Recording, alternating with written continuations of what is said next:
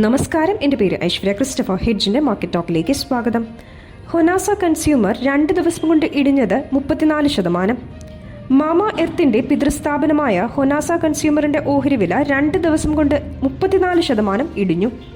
ഇന്ന് 52 ആഴ്ചത്തെ താഴ്ന്ന വിലയായ 242.60 രൂപ രേഖപ്പെടുത്തി. ഇന്നലെ 20% ഇടിഞ്ഞ് ലോവർ സർക്യൂട്ടിലെത്തിയ ഈ ഓഹരി ഇന്ന് 18% ഇടിഞ്ഞത്. ജൂലൈ സെപ്റ്റംബർ ത്രൈമാസത്തിൽ ഹൊനാസ 19 കോടി രൂപ നഷ്ടം രേഖപ്പെടുത്തിയതിനെ തുടർന്നാണ് ഓഹരി വില കനത്ത ഇടിവ് നേരിട്ടത്. ഇന്ന് ഹൊനാസ 52 ആഴ്ചത്തെ താഴ്ന്ന വിലയിലേക്കാണ് ഇടിഞ്ഞത്. കഴിഞ്ഞ വർഷം 2ാം ത്രൈമാസത്തിൽ 29 കോടി രൂപ ലാഭം കൈവരിച്ച കമ്പനിയാണ് ഈ വർഷം സമാന കാലയളവിൽ നഷ്ടം നേരിട്ടത്.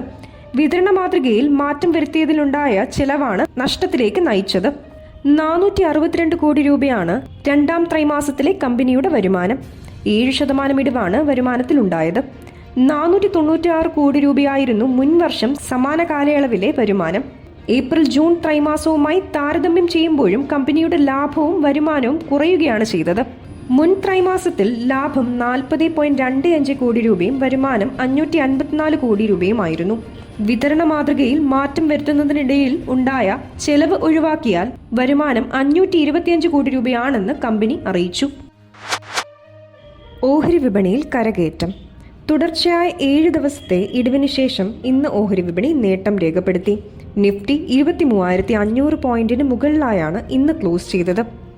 സെൻസെക്സ് 239 പോയിന്റ് ഉയർന്ന് 77,578-ലും നിഫ്റ്റി 64 പോയിന്റ് നേട്ടത്തോടെ 23,518-ലും വ്യാപാരം അവസാനിപ്പിച്ചു.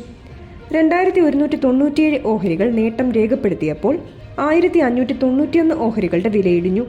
95 ഓഹരികളുടെ വിലയിൽ മാറ്റമില്ല. മഹീന്ദ്ര ആൻഡ് മഹീന്ദ്ര, ട്രെൻഡ്, ടെക് മഹീന്ദ്ര, HDFC ബാങ്ക്, ഏഷ്യർ മോട്ടോഴ്സ് എന്നിവയാണ് ഇന്ന് നേട്ടത്തിൽ മുന്നിൽ നിന്ന നിഫ്റ്റി ഓഹരികൾ.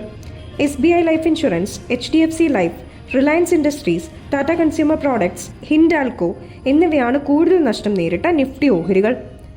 Media, auto, real estate, IT, pharma സൂചികകൾ 0.5% മുതൽ 2.5% വരെ ഉയർന്നപ്പോൾ metal, oil and gas, PSU bank സൂചികകൾ 0.5% വീതം ഇടിഞ്ഞു. BSE mid cap, small cap സൂചികകൾ 1% വീതം നഷ്ടത്തിൽ ക്ലോസ് ചെയ്തു.